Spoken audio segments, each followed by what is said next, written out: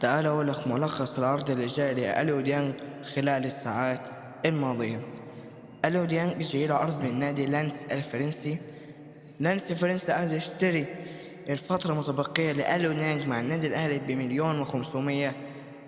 ب1,500,000 يورو. كمان الراتب المقترح للاعب هو 8 مليون يورو.